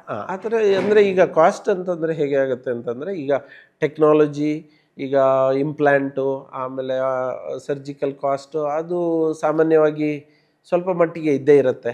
ಸಾಮಾನ್ಯ ಒಂದು ಅಂದಾಜು ಹೇಳಬೇಕಂದ್ರೆ ಒಂದು 2.5 3 ಲಕ್ಷ ತನಕ ಖರ್ಚು ಬರ್ಬೋದು ಈ ಥರ ನೀ ರಿಪ್ಲೇಸ್ಮೆಂಟ್ ಸರ್ಜರಿಗೆ. ಆಮೇಲೆ ಈ ಟೆಕ್ನಾಲಜಿಯನ್ನು ನಾವು ಯೂಸ್ ಮಾಡಿದಾಗ ಆ ಟೆಕ್ನಾಲಜಿದು ಒಂದು ಅಡಿಷ್ನಲ್ ಕಾಸ್ಟ್ ಒಂದು ನಮಗೆ ಪೇಷಂಟಿಗೆ ಬರುತ್ತೆ. ಸೊ ಈ ರಿಸಲ್ಟ್ಗೆ ಕಂಪೇರ್ ಮಾಡಿದರೆ ಈಗ ಅವರಿಗೆ ಇಮ್ಮೊಬಿಲಿಟಿ, ಅವ್ರಿಗೆ ಈಗ ಕೆಲವು ಪೇಷಂಟ್ಸ್ ಇರ್ತಾರೆ ಅವರಿಗೆ 55-56 ವರ್ಷ ಆಗಿರುತ್ತೆ, ರಿಟೈರ್ಮೆಂಟ್ ಇನ್ನೂ ಟೈಮ್ ಆಗಿರೋದಿಲ್ಲ. ಆಗ ಅವರು ಆ ಕೆಲಸನ ಬಿಟ್ಟು ಮನೆಯಲ್ಲಿ ಇರೋ ಥರ ಪರಿಸ್ಥಿತಿ ಬರುತ್ತೆ. ಆ ಥರ ಎಲ್ಲ ನೋಡಿದ್ರೆ ಇದು ವಿದಿನ್ 1.5-2 ತಿಂಗಳಲ್ಲಿ ಅವ್ರು ಮತ್ತೆ ಆ್ಯಕ್ಟಿವಿಟೀಸ್ ಮಾಡಿ ಅವರ ಕೆಲಸಕ್ಕೆ ವಾಪಸ್ ಹೋಗೋ ಥರ, ಹಾಗೂ ಅರ್ನಿಂಗ್ ಮೆಂಬರ್ಸ್ ಇದ್ದರೆ ಅರ್ನ್ ಮಾಡೋ ಥರ ಆಗುವಾಗ ಆ ಥರ ಔಟ್ಕಮ್ ನೋಡಿದರೆ ಖರ್ಚು ವೆಚ್ಚ ಏನು ತುಂಬ ಅಂತ ಅನಿಸೋದಿಲ್ಲ. ಬಟ್ ಈಗಿನ ಕಾಲದಲ್ಲಿ ಈ ಥರ ಟೆಕ್ನಾಲಜಿ ಮತ್ತು ಈ ಥರ ಎಕ್ಸ್ಪೀರಿಯನ್ಸು ಈಗ ಸಾಮಾನ್ಯವಾಗಿ ಎಲ್ಲ ಆಸ್ಪತ್ರೆಗಳಲ್ಲೂ ಅವೈಲೇಬಲ್ ಇರೋದ್ರಿಂದ ಖರ್ಚು ಬೇರೆ ಬೇರೆ ಹಂತದಲ್ಲಿ ಖರ್ಚನ್ನು ಮಾಡಿಕೊಂಡು ಮೇಯ್ನಾಗಿ ಅಂದರೆ ಇದರ ಬಗ್ಗೆ ಅವೇರ್ನೆಸ್ಸು, ಈ ಥರ ಒಂದು ಆಪ್ಷನ್ ಇದೆ. ಈಗ ಎಷ್ಟೊಂದು ಸಲ ಹಳ್ಳಿ ಕಡೆ ಊರ ಕಡೆ ಎಲ್ಲ ಏನಾಗುತ್ತೆ ಅಂದರೆ ಈ ಥರ ಓಡಾಡ್ಲಿಕ್ಕೆ ಬರಲ್ಲ ಅಂದರೆ ಅವ್ರು ಬೆಡ್ ಹಿಡಿದ್ಬಿಟ್ಟು ಆಮೇಲೆ ಟಾಯ್ಲೆಟು ಯೂರಿನ್ ಎಲ್ಲ ಬೆಡ್ಡಲ್ಲೇ ಪಾಸ್ ಮಾಡಿಕೊಂಡು ಈ ಥರ ಅವರ ಲಾಸ್ಟ್ ಫ್ಯೂ ಇಯರ್ಸ್ ಆಫ್ ಲೈಫ್ನ ಕ್ವಾಲಿಟಿ ಆಫ್ ಲೈಫೇ ಇರೋದಿಲ್ಲ. ಈ ಥರ ಟೈಮಲ್ಲಿ ಅವ್ರನ್ನ ಎದ್ದು ನಡೆಯೋಂಗೆ ಓಡಾಡೋಂಗೆ ಮಾಡಿದ್ರೆ ಅದು ಸಮಾಜಕ್ಕೆ ನಮ್ಮ ಜವಾಬ್ದಾರಿ ಕೂಡ, ನಮ್ಮ ಪೇರೆಂಟ್ಸ್ಗೆ ನಮ್ಮ ಜವಾಬ್ದಾರಿ ಕೂಡ. ಅದನ್ನು ಮಾಡೋದ್ರಿಂದ ಅವರ quality of life, pain relief, mobility ನಾವು ರಿಸ್ಟೋರ್ ಮಾಡೋದ್ರಿಂದ ಅವ್ರಿಗೆ ಚೆನ್ನಾಗಾಗತ್ತೆ. ಸೊ ಆ ಥರ ನೋಡಿದ್ರೆ ಅವನೇ ಲಾಂಗ್ ಟರ್ಮ್ ನೋಡಿದರೆ ಕಾಸ್ಟ್ ತುಂಬ ಏನು ಬರೋದಿಲ್ಲ. ಆಫ್ಕೋರ್ಸ್ ಕಾಸ್ಟ್ ಇದು ಮಾಡೋದಕ್ಕೆ ಬೇರೆ ಬೇರೆ ವಿಧಾನಗಳಿದೆ, ಬೇರೆ ಬೇರೆ ಥರ ಇಂಪ್ಲಾಂಟ್ಸ್ ಇದೆ, ಬೇರೆ ಬೇರೆ ವಾರ್ಡ್ಸ್ ಇದೆ, ಬೇರೆ ಬೇರೆ ಹಾಸ್ಪಿಟಲ್ಸ್ ಇದೆ. ಸೊ ಅಲ್ಟಿಮೇಟ್ಲಿ ಈ ಸರ್ಜರಿನ ಒಂದು ಜೀವನ ಇದು ಜೀವನವನ್ನೇ ಬದಲಾಯಿಸುವಂಥರ ಒಂದು ಆಪ್ರೇಷನ್ ಅಂತ ನೋಡಬೇಕು ಹೊರತು ಕಾಸ್ಟ್ ಎಲ್ಲದರಲ್ಲೂ ಇದೆ, ಎಲ್ಲ ವಿಷಯದಲ್ಲೂ ಕಾಸ್ಟ್ ಇರುತ್ತೆ. ಮತ್ತು ಕಾಸ್ಟನ್ನು ಮ್ಯಾನೇಜ್ ಮಾಡೋ ವಿಧಾನಗಳು ಬೇರೆ ಬೇರೆ ಥರ ಇರುತ್ತೆ. ಸೊ ಬಟ್ ಇದರಿಂದ ಸಿಗುವಂತಹ ಪ್ರಯೋಜನ ಇದೆಯಲ್ಲ, ಅದು ಆ ಕಾಸ್ಟ್ಗಿಂತ 20 ಅಥವಾ 100 ಪಟ್ಟು ಜಾಸ್ತಿ ಅಂತ ಹೇಳಲಿಕ್ಕೆ ಇಷ್ಟಪಡ್ತೀನಿ. ಹೌದು, ನಿಜ ಡಾಕ್ಟರ್. ಇನ್ನು ಕೊನೆಯದಾಗಿ, ಕಾರ್ಯಕ್ರಮದ ಕೊನೆಯದಾಗಿ ಏನಂತಂದರೆ, ಕೆಲವರು ಎಕ್ಸಸೈಸ್ ಮಾಡೋದೇ ಇಲ್ಲ, ಕೆಲವರು ವಿಪರೀತವಾಗಿ ಎಕ್ಸಸೈಸ್ ಮಾಡ್ತಾರೆ, ಅದರಿಂದ ಈ ಜಾಯಿಂಟ್ ಮೇಲೆ ತುಂಬ ಎಫೆಕ್ಟ್ ಆಗುತ್ತೆ. ಸೊ ಯಾವ ಥರ ಬ್ಯಾಲೆನ್ಸ್ ಮಾಡಬೇಕು ಡಾಕ್ಟರ್ ನಮ್ಮ ದಿನನಿತ್ಯದ ರುಟೀನಲ್ಲಿ ಈ ಒಂದು ಎಕ್ಸಸೈಸ್ ಅನ್ನೋದನ್ನು? ಹೌದು, ಈಗ ಆಪ್ಟಿಮಮ್ ಅಂತ ಹೇಳ್ತೀವಿ. ಈಗ ನೋಡಿ, ನಾನು ಲಾಸ್ಟು 20 ವರ್ಷದಿಂದ ಈ ಪ್ರಾಕ್ಟೀಸ್ ಮಾಡ್ತಾ ಇದ್ದೀನಿ ನಾನು ಈ ಆರ್ಥೋಪೆಡಿಕ್ನ. ಈಗ ಯಾವುದೇ ವಿಷಯ ಆದ್ರೂ ಅತಿ ಆದರೆ ಅದು ತೊಂದರೆ ಆಗ್ತದೆ. ಯಾವುದೇ ವಿಷಯ ಆದರೆ, ಎಕ್ಸಸೈಸ್ ಆಗಲಿ ಯಾವುದೇ ಆಗಲಿ, ಬಿಯಾಂಡ್ ಎ ಲಿಮಿಟ್, ನೀವು ಅಮೃತ ಕೂಡ ವಿಷ ಆಗ್ಬೋದು ಅಂತ ಹೇಳ್ತಾರೆ. ಆ ಥರ ನಾವು ಎಲ್ಲವನ್ನು ಆಪ್ಟಿಮಮ್ ಆಗಿ ಮಾಡಬೇಕು. ಈಗ ವೆಯ್ಟ್ ಲಾಸ್ ಅಂತೇಳಿ ತೀರಾ ವೆಯ್ಟ್ ಲಾಸ್ ಮಾಡೋದು ಅಲ್ಲ, ಎಕ್ಸರ್ಸೈಸ್ ಅಂತ ಹೇಳಿ ತುಂಬ ಎಕ್ಸರ್ಸೈಸ್ ಮಾಡೋದು ಅಲ್ಲ, ಆಪ್ಟಿಮೈಸೇಷನ್. ಅದು ಆಪ್ಟಿಮಮ್ ಅನ್ನೋದು ಒಬ್ಬೊಬ್ಬ ಪರ್ಸನ್ಗೆ ಒಂದೊಂದು ಥರ. ಈಗ ಒಬ್ಬರು 5 ಕಿಲೋಮೀಟ್ರ್ ಓಡಲಿಕ್ಕೆ ಅವ್ರದ್ದು ಇದಿರುತ್ತೆ, ಇನ್ನೊಬ್ರು 10 ಕಿಲೋಮೀಟ್ರ್ ಹಾಗಂತ ಎಲ್ಲರೂ 10 ಕಿಲೋಮೀಟ್ರ್ ಓಡಲಿಕ್ಕೆ ಆಗಲ್ಲ. ಸೊ ಅವರ ಬಾಡಿಗೆ ಆಗೋ ಥರ ಎಕ್ಸರ್ಸೈಸಸ್ನ ಅವ್ರು ಮಾಡಬೇಕು. ಬಿಯಾಂಡ್ ಎ ಲಿಮಿಟ್, ಯಾವಾಗ ನಮ್ಮ ಬಾಡಿ ಇದೆಲ್ಲ ಸ್ಟ್ರೆಸ್ಸು, ಸ್ಟ್ರೈನು, ಇಂಜುರಿಗೆ ಹೋಗುವಾಗ ನೀವು ಐದರ್ ಫಿಸಿಯೋಥೆರಪಿಸ್ಟು ಆರ್ ಆರ್ಥೋಪೆಡಿಕ್ ಸರ್ಜನ್ನ ಕನ್ಸಲ್ಟ್ ಮಾಡಬೇಕು. ಅದರಲ್ಲಿ ಏನಾದರೂ ನಿಮಗೆ ಡೆಫಿಷಿಯನ್ಸೀಸ್ ಇದ್ದರೆ ಅದನ್ನೆಲ್ಲ ಇದು ಮಾಡಬೇಕು. ನಿಮ್ಮ ಬಾಡಿಗೆ, ನಿಮ್ಮ ಸ್ಪೋರ್ಟ್ಸ್ಗೆ, ನಿಮ್ಮ ಲೈಫ್ ಸ್ಟೈಲ್ಗೆ ಆಗೋ ಥರ ಎಕ್ಸರ್ಸೈಸ್ ಯಾವುದು ಅಂತ ಹೇಳಿ ಅದನ್ನು ಚೂಸ್ ಮಾಡಬೇಕು. ಎಲ್ಲ ಥರ ಎಕ್ಸರ್ಸೈಸು ಎಲ್ಲರಿಗೂ ಆಗೋದಿಲ್ಲ. So weight reduction, strengthening exercises, core strengthening, ಇದೆಲ್ಲ ಸ್ಪೋರ್ಟ್ಸು, ಮೂಮೆಂಟು, ಎಕ್ಸರ್ಸೈಸಸ್ಸು ಎಲ್ಲ it is good for the joints. But you should not overdo ಅಥವಾ ಎಕ್ಸೆಸಿವ್ ಮಾಡೋದ್ರಿಂದ ಇಂಜುರೀಸು, ಡ್ಯಾಮೇಜಸ್ ಎಲ್ಲ ಮಾಡೋದ್ರಿಂದ ಇನ್ಫ್ಯಾಕ್ಟ್ ನೀವು ಆರ್ಥರೈಟಿಸ್ನ ಅವಾಯ್ಡ್ ಮಾಡೋ ಬದಲು ಇನ್ನೂ ಆರ್ಥರೈಟಿಸ್ನ ಬೇಗ ಬರೋಂಗೆ ಮಾಡ್ಕೊಂಡಂಗೆ ಆಗುತ್ತೆ, ಅದಕ್ಕೆ ಟ್ರಿಗರ್ ಮಾಡ್ದಂಗೆ ಆಗುತ್ತೆ. ಮತ್ತು ಅದಕ್ಕೆ ಸಂಬಂಧಪಟ್ಟಂಥ ಸ್ಟ್ರೆಂಥನಿಂಗು, ಸ್ಪೆಸಿಫಿಕ್ ಎಕ್ಸರ್ಸೈಸಸ್ ಅಂತ ಹೇಳ್ತೀವಿ. ಈಗ ನಾವು ಪೇಷಂಟ್ಗೆಲ್ಲ ಹೇಳೋದು, ಡಾಕ್ಟ್ರೆ ನಾನು ದಿನ ಇದು ಮಾಡ್ತೀನಿ ಅಂತ. ಈಗ ಫಾರ್ ಎಕ್ಸಾಂಪಲ್ ಫ್ರೋಝನ್ ಶೋಲ್ಡರ್ ಇರುತ್ತೆ, ನಾನು ದಿನ 10 ಕಿಲೋಮೀಟ್ರ್ ನಡೆಯೋದು ಶೋಲ್ಡರ್ಗೆ ಹೆಲ್ಪ್ ಆಗಲ್ಲ. ಸೊ ಅದಕ್ಕೆ ಸಂಬಂಧಪಟ್ಟಂಥ ತೊಂದರೆಗಳಿಗೆ ಅದಕ್ಕೆ ಸಂಬಂಧಪಟ್ಟ ಎಕ್ಸರ್ಸೈಸ್ ಇರುತ್ತೆ. ಸೊ ನೀವು ನಿಮ್ಮ ಡಾಕ್ಟ್ರನ್ನ ಅಥವಾ ನಿಮ್ಮ ಫಿಸಿಯೋಥೆರಪಿಸ್ಟ್ನ ಮೀಟ್ ಮಾಡೋದ್ರಿಂದ ನಿಮಗೆ ಯಾವ ಎಕ್ಸರ್ಸೈಸನ್ನ ನೀವು ಫೋಕಸ್ ಮಾಡಬೇಕಂತ ಅವ್ರು ನಿಮಗೆ ಗೈಡ್ ಮಾಡ್ತಾರೆ. ಆ particular exercises, lifestyle changes, weight reduction, exercise, diet, ಇದೆಲ್ಲ ಮಾಡೋದ್ರಿಂದ, ಆಪ್ಟಿಮಮ್ ಅಮೌಂಟ್ ಆಫ್ ಎಕ್ಸರ್ಸೈಸ್ ಮಾಡೋದ್ರಿಂದ ಈ ಬೋನ್ ಆ್ಯಂಡ್ ಜಾಯಿಂಟ್ದು ಹೆಲ್ತ್ ನೀವು ಕಾಪಾಡಿಕೊಂಡು ಹೋಗ್ಬೋದು. ಫ್ಯೂಚರಲ್ಲಿ ಮೋಸ್ಟ್ಲಿ ನಿಮ್ಮ ಈ ಜಾಯಿಂಟ್ ರಿಪ್ಲೇಸ್ಮೆಂಟ್ನ ಅವಾಯ್ಡ್ ಮಾಡ್ಬೋದು ಅಥವಾ ಅಟ್ಲೀಸ್ಟ್ ಅದನ್ನು ಪೋಸ್ಟ್ಪೋನ್ ಮಾಡ್ಬೋದು. ಬಟ್ ನಾನು ಹೇಳಿದಾಗೆ ಕೆಲವು ಫ್ಯಾಮಿಲಿ ಹಿಸ್ಟ್ರಿ ಅಥವಾ ಜೆನೆಟಿಕ್ ಆರ್ಥರೈಟಿಸ್ ಫ್ಯಾಕ್ಟರ್ಸ್ ಎಲ್ಲ ತುಂಬ ಸ್ಟ್ರಾಂಗ್ ಆಗಿದ್ದರೆ ಕೆಲವು ಸಲ ನಾವು in spite of exercises also at some point we will get it. But ಅಲ್ಲಿ ತನಕ ಅಟ್ಲೀಸ್ಟ್ ನೀವು ಅದನ್ನು ಸ್ವಲ್ಪ ಮುಂದಕ್ಕೆ ಹಾಕೋದಾಗಲಿ, ಪೋಸ್ಟ್ಪೋನ್ ಮಾಡೋದಾಗಲಿ, ಅಥವಾ ಕ್ವಾಲಿಟಿ ಆಫ್ ಲೈಫ್ನ ಇಂಪ್ರೂವ್ ಮಾಡೋ ಥರ ಮಾಡ್ಬೋದು ಅಂತ. ಸಾಕಷ್ಟು ಮಾಹಿತಿಯನ್ನು ತಿಳಿಸ್ಕೊಟ್ರಿ ಡಾಕ್ಟರ್. ಒಂದು ಆರ್ಥರೈಟಿಸಿಂದ ಹಿಡಿದು ನೀ ರಿಪ್ಲೇಸ್ಮೆಂಟ್, ಹಾಗೆ ರೋಬೋಟಿಕ್ ಯಾವ ರೀತಿ ನೀ ರಿಪ್ಲೇಸ್ಮೆಂಟ್ಗೆ ಹೆಲ್ಪ್ ಆಗ್ತಾ ಇದೆ, ಸಹಾಯ ಮಾಡ್ತಾ ಇದೆ ಸರ್ಜನ್ಗಳಿಗೆ ಅನ್ನೋದನ್ನು ಸಾಕಷ್ಟು ಮಾಹಿತಿಯನ್ನು ತಿಳಿಸ್ಕೊಟ್ಟಿದ್ದೀರಾ. ನಮಗೆ ಧನ್ಯವಾದ. Thank you. ಸೊ ವೀಕ್ಷಕರೇ, ನೋಡಿದ್ರಲ್ಲ, ಕೇವಲ ಕಾಲು ನೋವು, ಮೊಣಕಾಲು ನೋವು ಅಥವಾ ಜಾಯಿಂಟ್ಸ್ ಪೇನ್ ಅಂತ ಹೇಳಿಬಿಟ್ಟು ನೆಗ್ಲೆಕ್ಟ್ ಮಾಡಬೇಡಿ. ಸೂಕ್ತ ಸಮಯದಲ್ಲಿ ಸೂಕ್ತವಾದಂತಹ ಡಾಕ್ಟರ್ಗೆ ಹೋಗಿ ತೋರಿಸಿ ಅದಕ್ಕೆ ತಕ್ಕಂತಹ ಟ್ರೀಟ್ಮೆಂಟ್ಗಳನ್ನು ತೆಗೆದುಕೊಂಡು ಮುಂದೆ ಆಗಬೇಕಾಗಿದ್ದಂತಹ ತೊಂದರೆಗಳಿಂದ ದೂರ ಇರಿ ಅಂತ ಹೇಳ್ತಾ ಇವತ್ತಿನ ನಮ್ಮ Suman TV Kannada health care ಕಾರ್ಯಕ್ರಮ ಮುಗಿಸ್ತಾ ಇದ್ದೀನಿ. ನಮಸ್ಕಾರ.